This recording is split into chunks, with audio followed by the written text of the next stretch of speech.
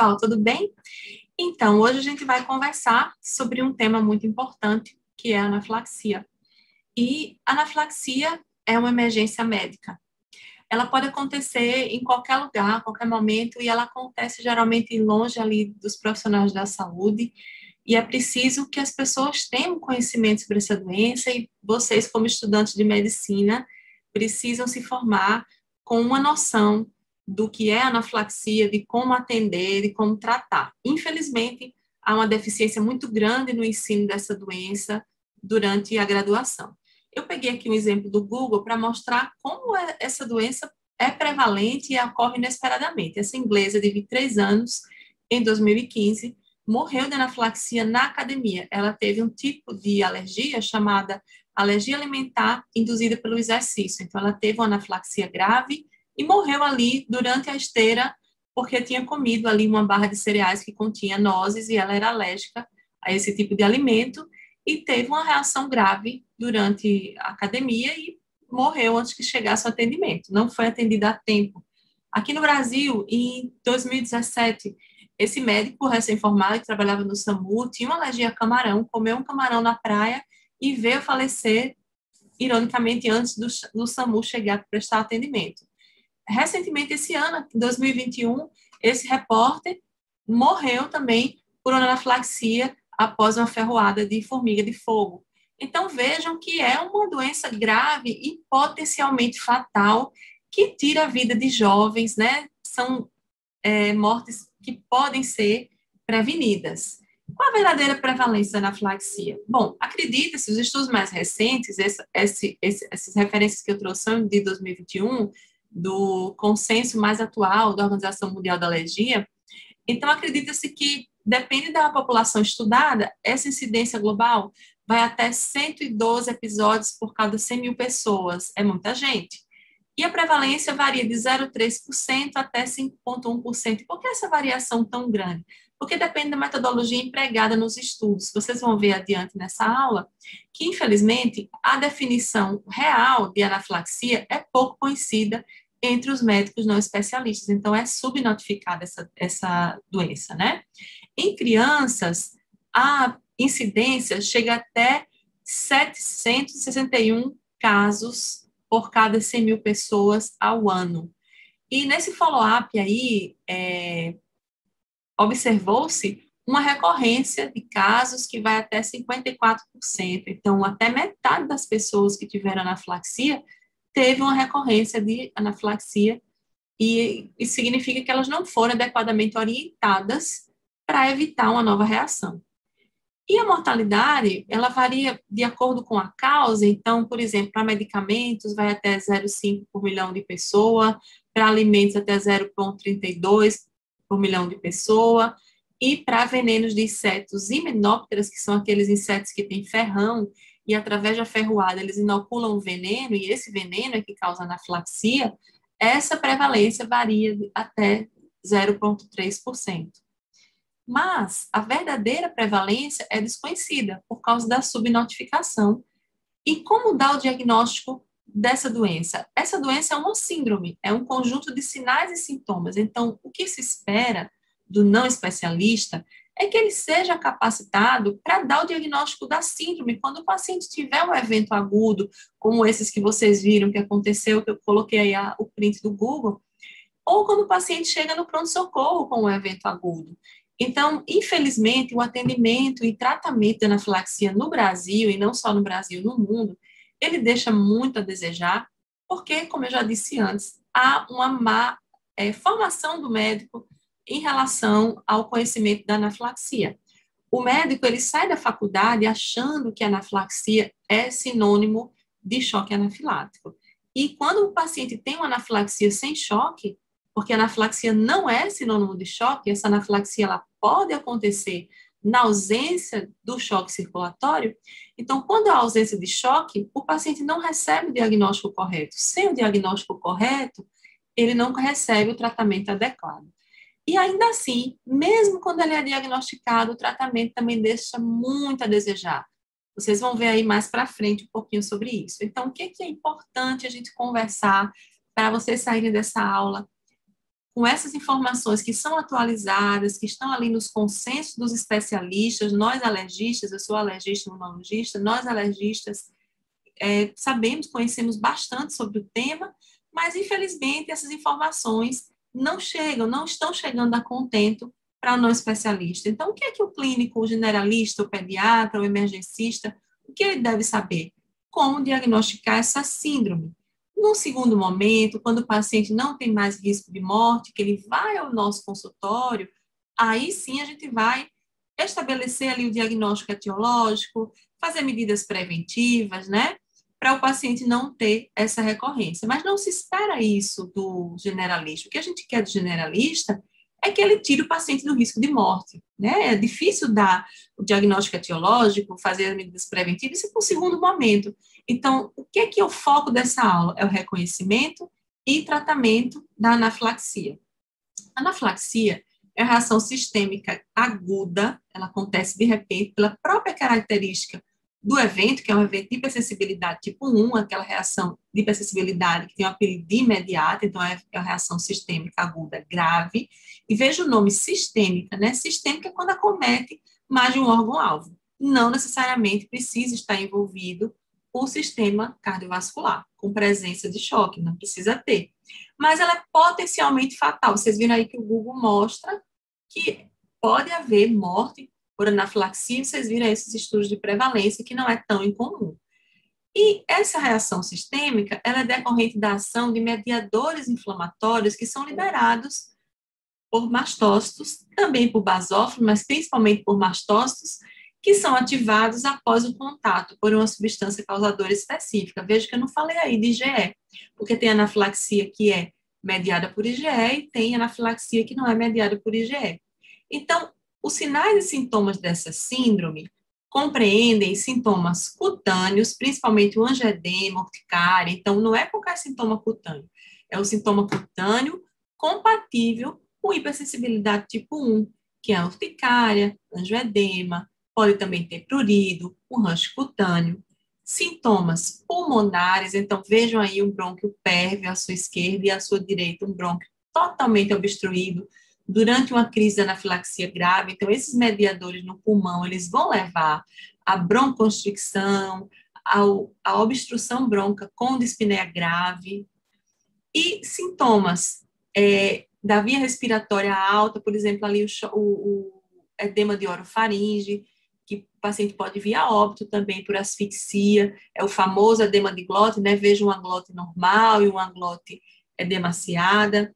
Sintomas gastrointestinais, então o paciente tem cólica, diarreia, vômitos nesse evento agudo.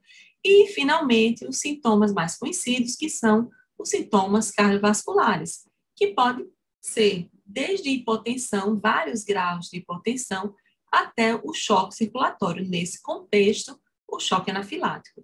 Mas vejam que não necessariamente a gente precisa ter o acometimento do sistema cardiovascular para ser uma reação sistêmica. Para ser uma reação sistêmica, basta que haja, no mínimo, o envolvimento de dois órgãos-alvos. Então, se o paciente chegou lá no pronto-socorro, ele come um camarão ao qual ele já era alérgico, a reação é imprevisível, né? Muita gente faz essa bobagem, né? Que é comer o antialérgico e comer o camarão, sabendo que é alérgico. Infelizmente, é uma reação imprevisível, não tem como prever, e o antialérgico, ele não segura uma anafilaxia, né?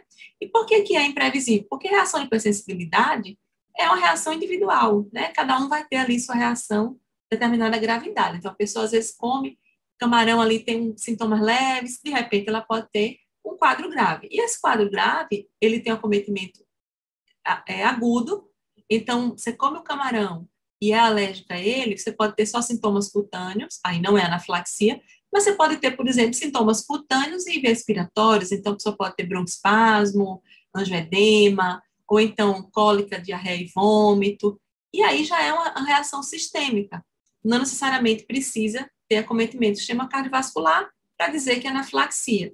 Esses aí são os critérios atuais para diagnóstico de anafilaxia, e como vocês podem ver aqui, ó, o critério 1, ele diagnostica quase 80% dos casos, então o critério 1 é acometimento cutâneo, com esses sintomas, né, urticária, ou angioedema, ou prurido, rush. Esse acometimento imediato, com pelo menos um dos seguintes: respiratório, circulatório e sintomas gastrointestinais graves. Então, o paciente chega lá no pronto-socorro falando que foi ferroado por uma abelha, ou que tomou um antibiótico ao qual ele era alérgico, ou que comeu camarão, e ele chega lá com urticária, angedema e broncoespasmo agudo. Já é anafilaxia. A gente tem aí a medicina baseada em evidências para nos respaldar nesse diagnóstico. Ou o paciente chega com sintomas cutâneos e hipotensão, ou o paciente chega com sintomas cutâneos e vômito, diarreia grave. E aí, então, você já pode dar o diagnóstico de anafilaxia. O problema é que isso não acontece tudo ao mesmo tempo, então fica difícil mesmo saber, será que é só alergia ou é anafilaxia? Então, a anafilaxia, resumindo, é uma alergia sistêmica grave.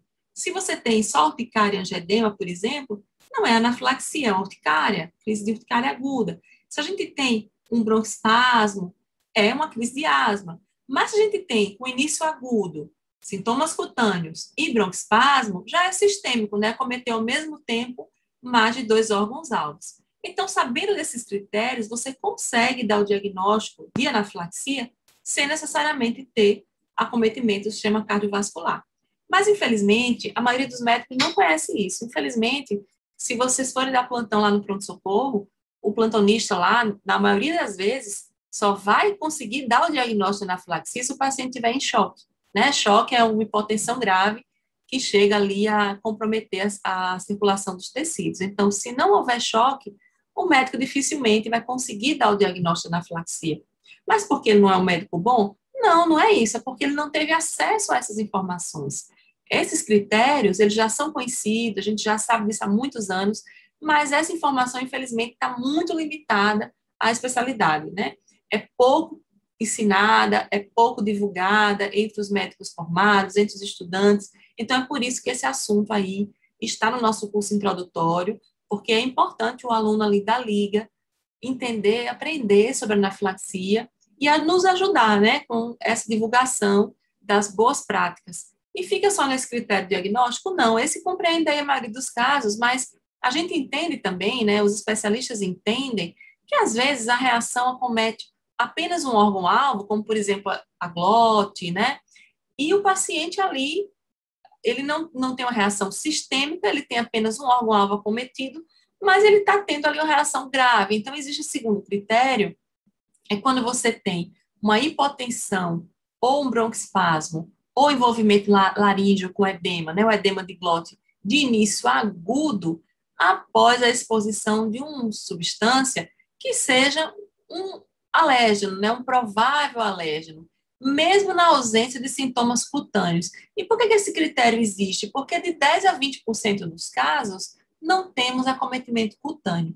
Então, se só existisse esse critério anterior aqui, ó, a gente ia deixar passar os casos de alergia grave, que são considerados anafilaxia, que ocorrem na ausência de sintomas cutâneos. Nossa, professora, mas por que a anafilaxia é tão diferente assim nas pessoas? Porque é uma reação de hipersensibilidade, né? Cada um tem ali a sua tendência a ter essa reação de hipersensibilidade. E isso é doença, né? O normal é você não ter reação de hipersensibilidade. Reação de hipersensibilidade é quando há desregulação ali, resposta exagerada, fora de lugar, né? Individual. A reação de hipersensibilidade tem de 4 tipos, e a reação anafilática, ela acontece pela reação de hipersensibilidade do tipo 1, né? É uma das doenças que pode acontecer por esse mecanismo imunológico.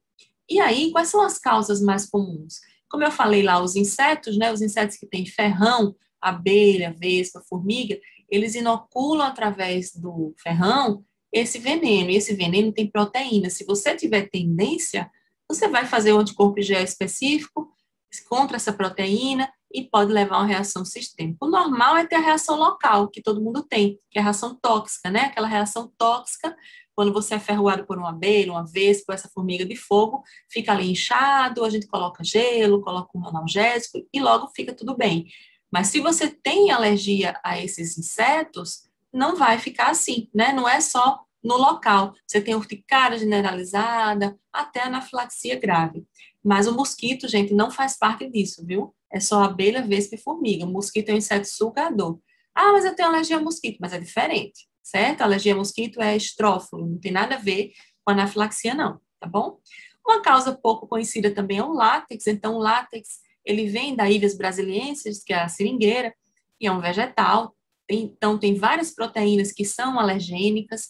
Já foram descritos 13 alérgenos importantes do látex, aos quais a pessoa que tem a tendência pode montar ali uma resposta de hipersensibilidade. E o látex, que é ali da luva cirúrgica, quando você tira a luva, que fica aquele pozinho ali no ar, você pode respirar e fazer uma reação grave se você tiver essa tendência. Então, é um alérgeno pouco conhecido também, a gente precisa divulgar, né? Quem tem alergia a látex pode ter a anafilaxia grave durante uma cirurgia, por exemplo. A pessoa fica, nossa, foi anestésico. Não, foi o látex, né?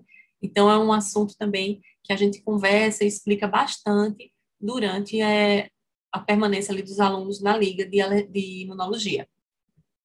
E uma causa conhecida é a anafilaxia. A anafilaxia induzida pelo exercício, né? Uma causa conhecida da anafilaxia é alergia alimentar induzida ou não pelo exercício. O exercício é um cofator que potencializa a ocorrência da anafilaxia. E, finalmente, medicamentos, né? Todo mundo pensa logo nos antibióticos, mas no Brasil e na América Latina, são os anti-inflamatórios não hormonais a causa mais prevalente de alergia entre os medicamentos, mais do que os antibióticos, né? Lembrando que a dipirona é um anti-inflamatório não hormonal. Então, às vezes a pessoa, nossa, eu tenho alergia a todos os remédios. Não, não tem alergia a todos os remédios, tem alergia a anti-inflamatório não hormonal, que é diclofenaco, cataflã, AS, dipirona, eles são primos, né? E a pessoa fica achando que alergia é a tudo, não é a tudo. Você tem alergia a um grupo grande de remédios. E aí fica testando, né? Ver qual é o remédio que se dá. Não pode fazer isso, gente, é muito perigoso. Se você teve uma reação alérgica a um medicamento, principalmente se for uma reação grave, você deve evitar de tomar esse medicamento e deve procurar uma orientação do especialista para saber o que apresenta reação cruzada com o quê, né? Não pode ficar testando os medicamentos. E muita gente, infelizmente, não tem essa conscientização, muitos colegas também não entendem, por exemplo, que essa reatividade cruzada entre os componentes do mesmo grupo, ela deve ser evitada, então também acontece do próprio médico prescrever, você é alérgico a esse, vamos fazer esse, mas não tem ali aquele conhecimento para saber que aquele ali também pode causar alergia por reação cruzada. Então, infelizmente, é uma causa muito importante, tanto de anafilaxia quanto de recorrência de crises, né?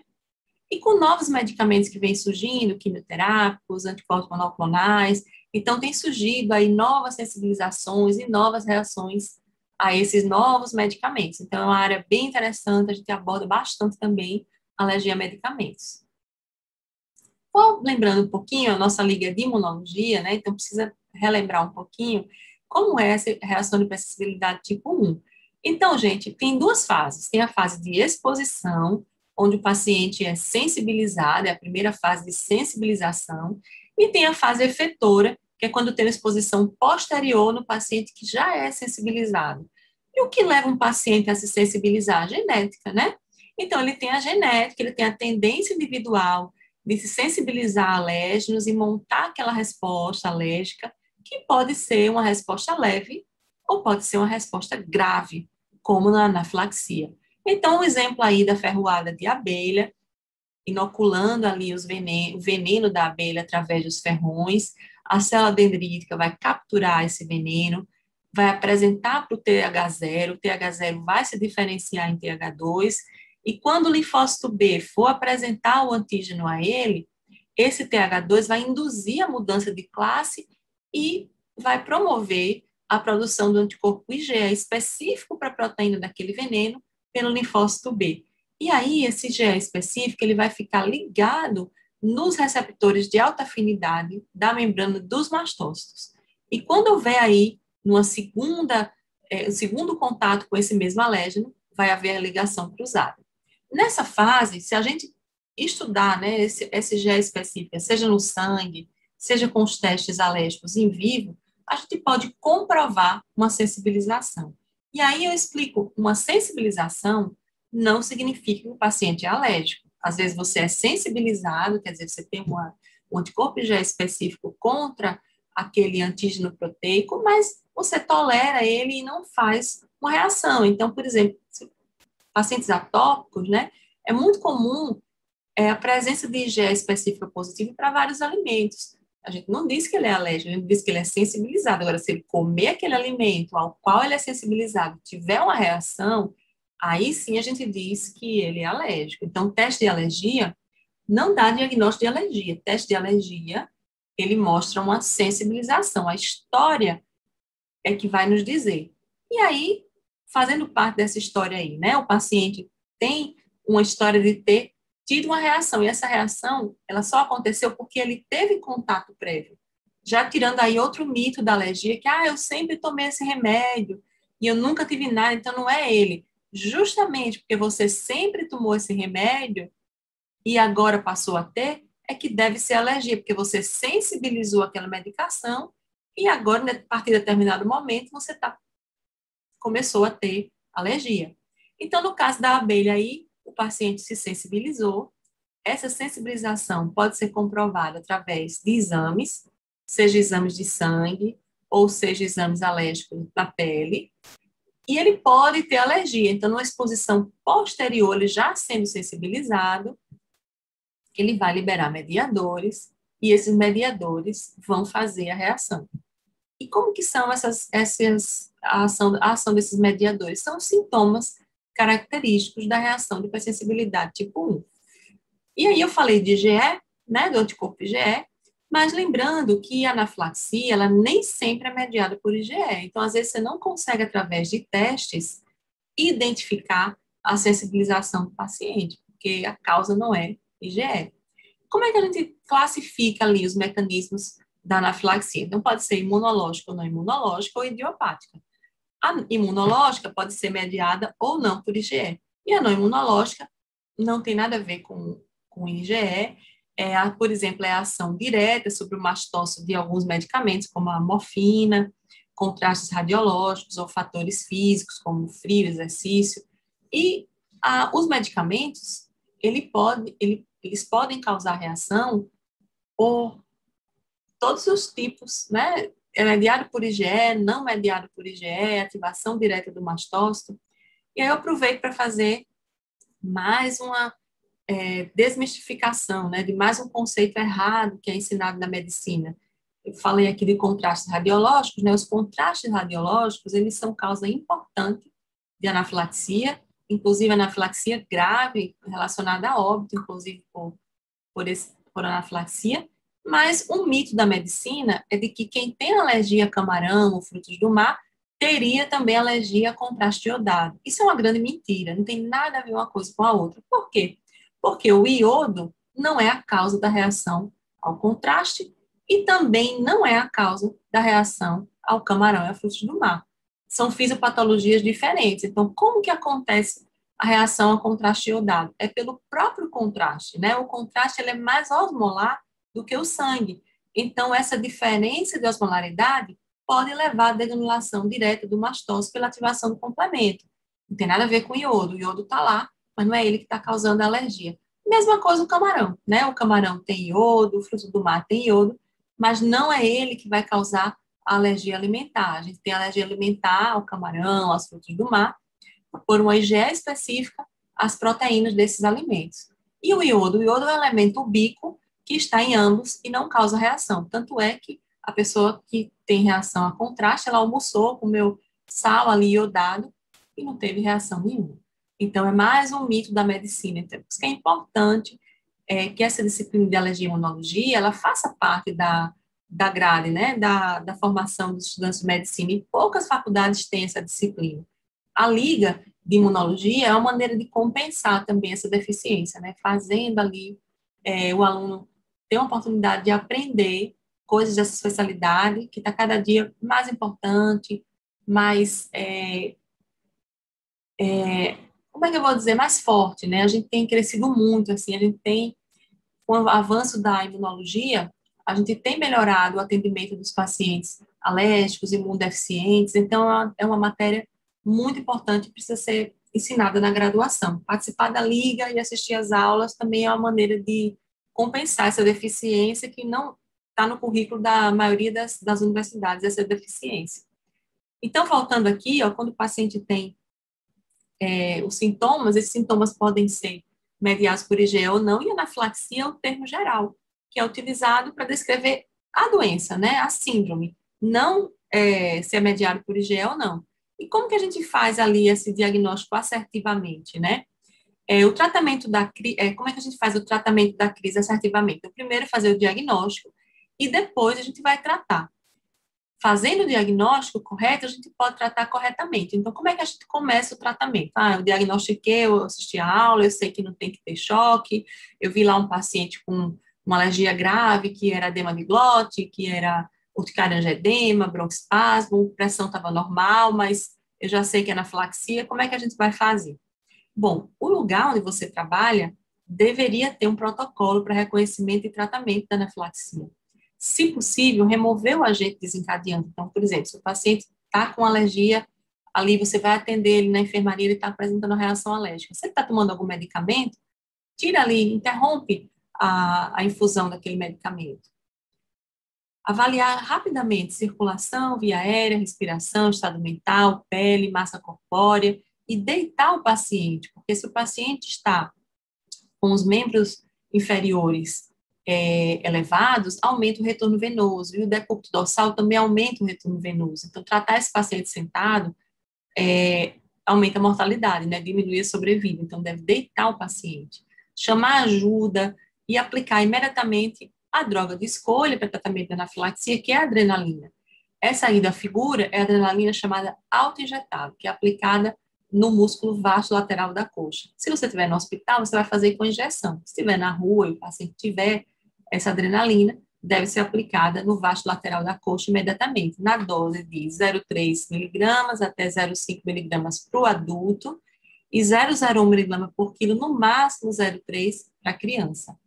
E aí, tudo isso ao mesmo tempo, né? Você vai fazer uma avaliação rápida, vai chamar ajuda, vai injetar adrenalina, manter o paciente com o membro inferior elevado, fornecer suplementação de oxigênio, pegar um acesso, se ele tiver com hipotensão, abrir ali o soro para fazer volume rapidamente. E a qualquer momento esse paciente pode evoluir para uma parada cardiocirculatória. Aí você deixa de lado o protocolo de tratamento da anafilaxia e vai fazer o protocolo de reanimação cardiopulmonar.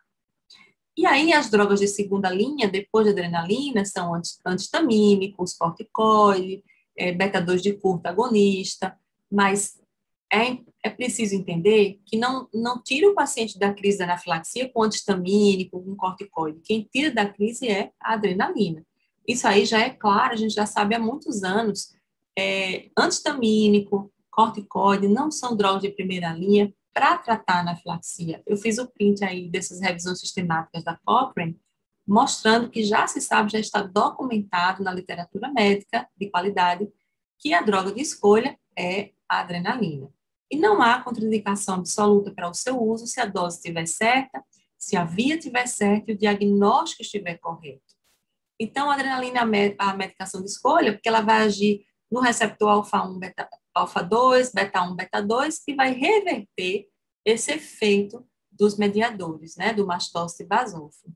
Olha aí o que a adrenalina faz, né? Ela faz tudo isso, e se o paciente estiver usando beta-bloqueador, tem que ser feita também uma medicação chamada glucagon ou glucagon, para poder compensar essa falta de resposta da adrenalina, se o paciente estiver usando beta-bloqueador. E aí a adrenalina, ela causa como efeito adverso na dose certa e na via certa, tontura, palpitação, tremor, mas se tiver overdose, e essa overdose de adrenalina é possivelmente feita, se você fizer na via intravenosa, por exemplo, é mais perigoso, né? A gente não tem a titulação ainda da velocidade de infusão, para poder fazer uma adrenalina via intravenosa na anafilaxia, se você fizer uma overdose, aí sim você tem efeitos colaterais graves, né? AVC, infarto, arritmia, mas se o diagnóstico estiver correto, a dose correta e a via correta, não tem contraindicação absoluta, todo paciente deve usar. Então, eu sou cardiopata, não posso, pode. Se tiver anafilaxia, pode. Eu sou gestante, pode. Criança também, na dose certa. Então, se for o diagnóstico de anafilaxia, tem que fazer adrenalina. Faz uma, se não responder depois de 20 minutos, repete na outra coxa, não tem limite de dose. Entre uma adrenalina e outra, fazer antihistamínico e corticoide, mas antes de fazer o tratamento correto, é preciso ter o diagnóstico, né? Vejam só a comparação entre a via subcutânea e a via intramuscular. Então, a via intramuscular, ela é absorvida com 34 minutos. Você ganha aí 26 minutos a mais. É, você ganha 26 minutos a mais se você fizer pela via subcutânea, troquei. E em 8 minutos a via intramuscular. Na anaflaxia, tempo é vida. Então, quanto mais rápido você agir, quanto mais rápido a adrenalina agir para tirar o paciente da crise, melhor. Por isso que a via subcutânea, ela não é preconizada. Então, muita gente tem medo de fazer intramuscular, mas não deveria ter. Já tem estudos aí comparando as duas vias, né? Subcutânea e intramuscular. A via intramuscular é 26 minutos mais rápido. E por que não faz intravenoso? Porque a gente não tem a titulação da velocidade de infusão para fazer essa adrenalina, né? O paciente, para fazer adrenalina venosa, ele tem que estar monitorizado em ambiente de semi-intensivo. Quando o paciente não está monitorizado, o paciente deve receber adrenalina intramuscular. Aí, nos casos de choque refratário grave, é que ele vai receber pela via intravenosa em ambiente de UTI. Vou mostrar esse estudo para vocês, tem vários estudos nesse tipo, só para vocês entenderem como é o problema, né, do diagnóstico da anaflaxia. Eu morei em São Paulo muitos anos, esse período foi quando eu morava lá, eu sou professora há muitos anos, era professora lá também, e essa minha aluna, Mônica, ela fez o TCC dela sobre conhecimento da anafilaxia. Então, a gente aplicou esse questionário com perguntas sobre anafilaxia em vários hospitais de São Paulo, tanto público quanto privados, e hospitais muito bons. E aí, 72,7% dos médicos acertaram que a droga de escolha era adrenalina, ok. Mas quando chega na via, 55,35% é que acertaram. Mas aí, ó, mesmo esses que sabiam que a adrenalina é a droga de escolha, mesmo esses provavelmente não aplicaram quando viram uma anafilaxia sem choque. Então, nesse mesmo estudo, a gente tinha uma pergunta lá mostrando, perguntando se eles já tinham atendido anafilaxia e 49% disse que nunca atendeu, mas que tinham atendido uma alergia grave com acometimento de mais de um órgão sistêmico. Então, o que que eles atenderam sem saber? Anafilaxia? Qual o problema desses médicos? Eles são médicos ruins? Não. O problema é que eles não conhecem os critérios atuais para diagnóstico de anafilaxia. E aí, os critérios que eu acabei de mostrar para vocês, nos quais a gente pode dar o diagnóstico de anafilaxia na ausência de choque, caso seja uma reação aguda sistêmica, esses critérios, se eles conhecessem, eles teriam feito adrenalina nos pacientes deles. Por que eles não fizeram? Porque eles não sabiam diagnosticar corretamente. E mais, em 20% dos casos, pode haver uma recrudescência dos sintomas nas horas seguintes, né? Então, é importante deixar o paciente em observação do pronto-socorro, porque quando você faz adrenalina, ele melhora bastante e já quer ter alta. Mas você não pode dar. Tem que escrever lá no prontuário que você orientou o paciente a ficar de observação, porque existe a anafilaxia bifásica, que é pouco conhecida também, né? Desses médicos que a gente entrevistou nesse estudo, de 77, apenas 16 já tinham ouvido falar na reação bifásica. E o que esse estudo aí mostra para a gente? Tem vários parecidos. Mostra a deficiência do ensino de anafilaxia na graduação. Aí os médicos se formam sem saber os critérios. Esses critérios que eu falei para vocês, eles foram propostos em 2005 por um grupo de especialistas no Congresso dos Estados Unidos, foram traduzidos para o português em 2006 pela ASBAI, Sociedade Brasileira de Alergia e Imunologia. Esses atualizados são de 2020, mas assim, há muito tempo a gente já sabe que a anafilaxia não é sinônimo de choque. E o que está faltando? O que está faltando é a divulgação, né, desses critérios entre os não alergistas, porque para nós alergistas é tranquilo, mas não é a gente que está lá no pronto-socorro tratando esses pacientes. Então, precisa que isso seja divulgado. Uma coisa também que a gente tem muito a melhorar o CID. O CID é péssimo, né? Então, intolerância é uma coisa, alergia é outra. Olha o que o CID mostra. Choque anafilático devido à intolerância alimentar. Nada a ver, totalmente errado, né? Não tem nada que preste nessa frase aí. E o outro choque anafilático não especificado, até que está certo, mas ele não contempla anafilaxia sem choque. E aí, no ano passado, foi publicado lá no novo CID, né, ano passado não, 2018, a classificação correta para anafilaxia. Então, alergia devido à reação alimentar, anafilaxia induzida por fármaco, anafilaxia induzida por contraste, anafilaxia com ou sem choque. E esse CID-10 vai ser traduzido ano que vem, e finalmente, depois da tradução desse CID, a gente vai poder notificar corretamente a anafilaxia. A ASBAI, recentemente, na Semana Mundial de Alergia, cujo tema foi anafilaxia, foi desse ano, de 13 a 19 de junho, fez várias ações, entre elas esse podcast aí do CID-11 anafilaxia. Então, convido vocês a ouvirem, está bem interessante. E aí eu vou mostrar uma parte importante da aula, porque eu estou falando bastante para usar adrenalina, mas vejam, a adrenalina ela só deve ser usada quando o diagnóstico é anafilaxia, tá? Urticária e asma não é para usar, a não ser que seja a asma no contexto da anafilaxia e a urticária não seja só urticária, seja parte da reação anafilática. Eu vou mostrar essa reportagem aqui, de 2013, de uma criança de 1 ano e 7 meses que recebeu uma dose errada de adrenalina. Ela recebeu 3,5 ml de adrenalina. Para ela, 1 aninho e 7 meses, 0,01 miligrama por quilo. Então, devia ser um 0,2 ml no máximo, né? Ela recebeu 3,5, então ela veio a falecer.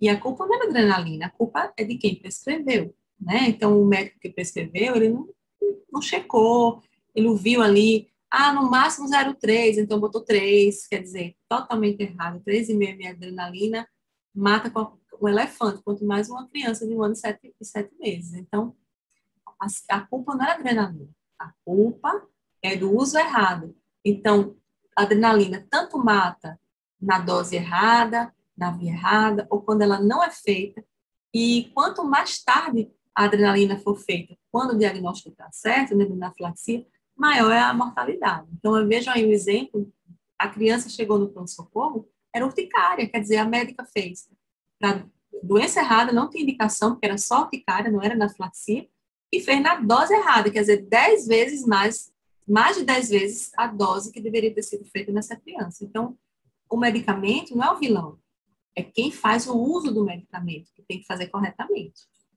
E aí, o que a gente aprendeu com os casos fatais, né? Esse paper, de mais de 20 anos atrás, ele mostrou uma coisa que, infelizmente, é bem atual. Por isso que eu gosto de trazer, apesar de ser antigo, para mostrar para vocês que isso já acontece há muito tempo, né? Então, eles pegaram vários casos de pacientes que morreram da anafilaxia e viram o que aconteceu, né? Então, eles viram que faltou reconhecer rapidamente que era anafilaxia, faltou fazer o uso da adrenalina precocemente, então esses pacientes só receberam adrenalina quando estava na parada, ou então quando tiveram choque circulatório, e aí quanto mais tarde ela é feita, maior o risco de morte. Mas eles viram também que, como a hipersensibilidade é imprevisível, algumas reações vão ser fatais, independente do tratamento dado. Então, alguns pacientes evoluíram ao óbito, mesmo recebendo o diagnóstico e tratamento correto, porque às vezes a doença evolui com muita gravidade. Eles observaram também que precisa evitar a causa, mas que também é preciso evitar reação cruzada. É uma coisa que a gente vê muito, na minha prática do consultório, eu vejo muito, né? O paciente tem uma reação ao AS, ele não deveria usar nenhum outro anti-inflamatório, mas aí o médico mesmo prescreve dipirona, diclofenaco, sem saber, né, que faz reação cruzada com o AS, então ele tem um novo evento alérgico. Então precisa realmente prestar bastante atenção. E mesmo nos Estados Unidos, esse artigo publicado nos Estados Unidos, houve morte por overdose de adrenalina. Então, não é a adrenalina que é culpada, é um médico que faz o uso errado dela. E aí, no segundo momento, quando o paciente é atendido no pronto-socorro, que ele vai de alta, no consultório do alergista, a gente faz a investigação etiológica, a gente vê se está indicado fazer teste, que tipo de teste, interpretar esses testes, se está indicado fazer tratamento de sensibilização, se está indicado só apenas evitar o alérgico, então a gente faz um plano de ação por escrito, ensinando o paciente como que ele deve proceder durante as crises, a gente prescreve adrenalina auto-injetável, a gente funciona assim, cada caso é um caso, né? A gente faz investigação individualizada, usando como arma principal a anamnese. Né? E aí, o que a gente faz? A gente vai, além de identificar o agente causal, a gente vai tentar evitar uma reexposição, ensinando, educando, explicando ao paciente, né? E procedendo da dessensibilização, que é um tratamento que o alergista faz, para que o paciente possa evitar reações graves no futuro. Então, é só para vocês entenderem que na especialidade existe sim, uma abordagem individualizada para prevenir uma nova reação. Essa aqui é a adrenalina autoinjetável, que é feita com prescrição médica, então o especialista que deve prescrever, porque tem que ter uma indicação ali para esse uso. E esse slide é o mais importante da aula, certo, gente? Então, vocês vão ver muito, né, professores de vocês, nos estágios, o choque anafilático, o choque anafilático. Choque anafilático não é sinônimo de anafilaxia. O choque anafilático pode estar presente ou não durante a síndrome que é a anafilaxia. Então, aproveite que você assistiu essa aula para levar esse conhecimento adiante. Então, quando você se deparar com essa situação, existe a literatura especializada sobre o assunto, eu vou deixar disponível, né, quem tiver interesse, e esses slides também vão estar disponíveis. Então, choque anafilático é um dos aspectos da síndrome. Pode ocorrer anafilaxia sem choque. E aí o médico deve tratar justamente para evitar que o paciente evolua com choque. Dentre as ações que a ASBAI fez na Semana Mundial de Alergia, foi a publicação desse livro em PDF, gratuito. Eu vou pedir para o pessoal divulgar também para vocês. Lá tem os critérios diagnósticos e muito mais coisa sobre anafilaxia. É uma leitura que vale a pena porque foi escrito pelos especialistas. E aí a ASBAI Alagoas, a Regional Alagoas, da qual eu sou diretora também, vai começar esse ano, no segundo semestre, um treinamento em todos os hospitais de Alagoas para capacitar os médicos emergencistas a tratar, diagnosticar anafilaxia. Então, a gente vai tentar melhorar esse cenário, né, do tratamento da anafilaxia aqui em Alagoas. Começa aí a partir de agosto. E a ideia é que depois que a gente treine os profissionais, a gente vá nas universidades também treinar os estudantes. Não vai ser esse ano, mas a gente espera que em breve a gente consiga dar esse treinamento para vocês também. Obrigada pela participação. Sejam todos muito bem-vindos. Agradeço a atenção e eu conto com vocês para ajudar a gente a divulgar as boas práticas no atendimento e tratamento da anafilaxia. Até